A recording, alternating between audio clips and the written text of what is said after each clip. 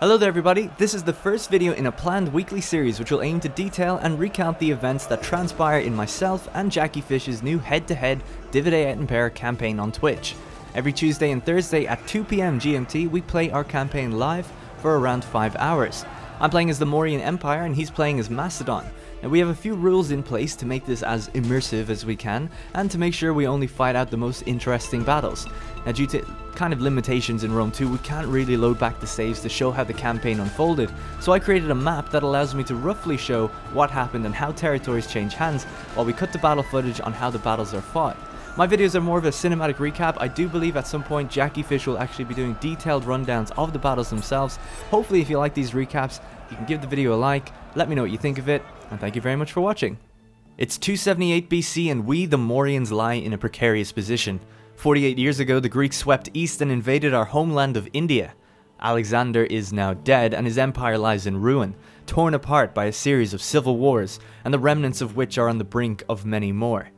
With our own borders now secure, Bindusara, the second Mauryan emperor known as our Shah, will oversee and lead operations in the western campaign to take revenge on the kingdom that took so many Indian lives. Our campaign will not stop until the Macedonian capital of Pella lies in ruin. However, Pella will not fall easily. Many formidable foes and potential allies lie in the path towards Macedonia. The large and cumbersome Seleucid Empire, what with its 7 satrapies, take up most of the eastern territory and completely block us in. Through political instability and civil strife, it is clear that the satrapies of the Seleucid Empire are unstable, and they will most likely rebel. Once the satrapies break away, we can then attack them one by one, with Zranka being our first target. Zranka hold the town of Frada, valuable territory due to its copper mine, and also as it's part of the larger province of Maca, which is something we need to solidify to spread our culture effectively.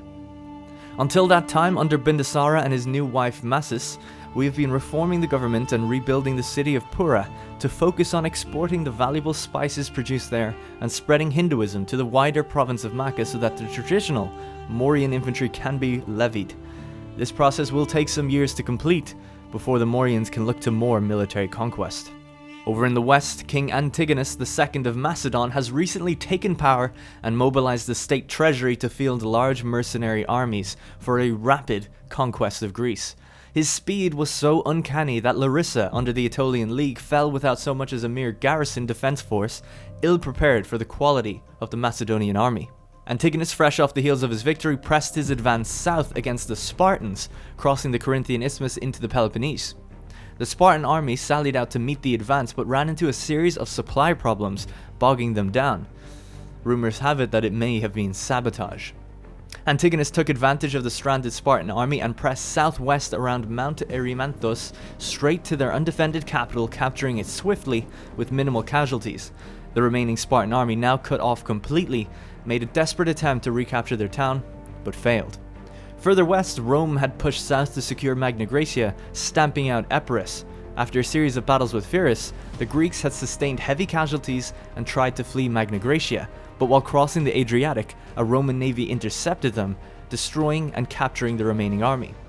Roman conquest of Epirus at Apollonia, and subsequently the rest of Greece, was sure to follow, but Antigonus, seeing this potential issue, declared yet another war, this time against Epirus, much to the favor of Rome. With lightning speed and fresh mercenaries in the army, Antigonus marched north to Apollonia and attacked a small fortified army outside of the settlement. The garrison force attempted to link up with their small army, but the battle had begun and Antigonus destroyed both one by one. Apollonia had fallen. Rome's eye was now drawn to Sicily as the Carthaginians had annexed Syracuse. The Second Punic War had begun, which left Greece safe for now. In the span of just 5 years, all of Macedonia was bruised with a whittled down population, but it was under one rule. Macedon now had a foothold in Hellas, and trade and non-aggression pacts were signed with Athens and Rome. Macedon now had some time to lick their wounds and improve their economy of their newfound holdings. Back in the east, the Seleucid satrapies had revolted and the Mauryans were gearing up for war. After a few harsh summers, the armies had postured and gathered on the borders of the newly independent Empire of Ascarta. Zranka, the original intended target, had not rejected Seleucid rule, and so would remain protected for now. Ascarta, on the other hand, were busy in a multi-front war with their former rulers, Seleucids, and several of their previous allies, Atropatene and Parsa. Looking to gain favour with the West and expand his holdings, Bindusara moved to attack Ascarta while they were weak, invading in the winter of 270 BC and catching an Ascartan army off guard. The armies met in the hills of Harmosia, where the poor quality of the Ascartan army clashed with the protectors of the Shah, where they met a swift end. This was the first time the Mauryans enlisted and used their new armies, capable of fielding noble archers, light axemen and light cavalry, but they performed very well, and the Ascartans met a swift end. That same year, Bindusara and his second-in-command Sratanjaya captured both settlements in the province, firmly establishing Mauryan rule in Carmania. During this period of turmoil, Zranka, the old original target, had been captured by Haraiva, a faction to the north also previously under Seleucid rule, which had expanded considerably. Saba, a faction in Arabia, had eliminated all of their surrounding enemies, consolidating the entire peninsula, and Bactria, a distant Greek faction into the north, had declared war against the Mauryans, deeming their lands fit for conquest.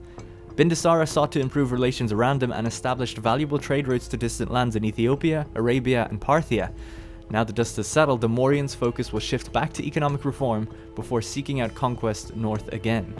Meanwhile, in Macedonia, the barbarian nations of the Theni and the Triboli have expanded and formed a coalition, invading south against the aggressive expansion of Macedon.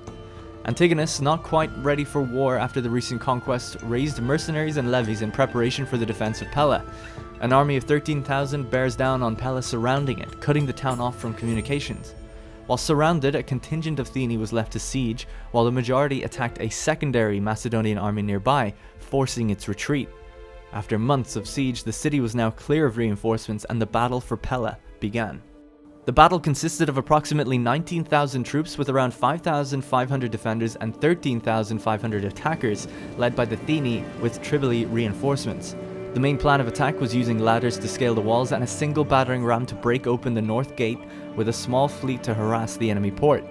A miscommunication between the commanders early on led the fleet to believe that the assault was delayed and they retreated, while the main army advanced from two sides. The defenders rode out of the southern gate to harass the ladders, slowing their approach, while archers and missiles managed to set ablaze several pieces of equipment. Eventually the harassing forces were dealt with, and a battle for the walls and gates ensued, with several attempts made by the smaller contingents to burn and break open the other gates, while missiles fired into the town.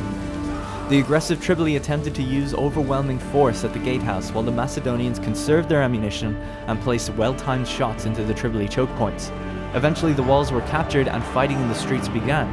The south gatehouse burned, and barbarians were flooding in from all directions with overwhelming numbers. The Macedonians began falling back to the center of the town. Now at this point, around 7,000 men had perished from the attackers, including their general, and supplies were low.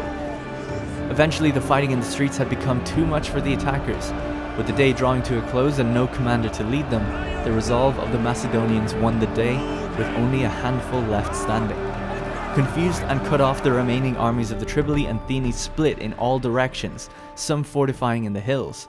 The secondary armies of Macedon arrived to Pella and cut down the aggressors with ease. The invasion was over.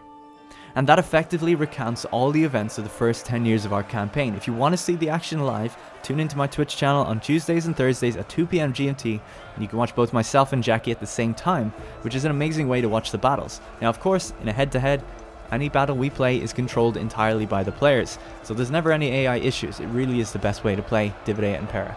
Thank you very much for watching. Please do let me know what you think of this type of video, and I'll see you in the next one.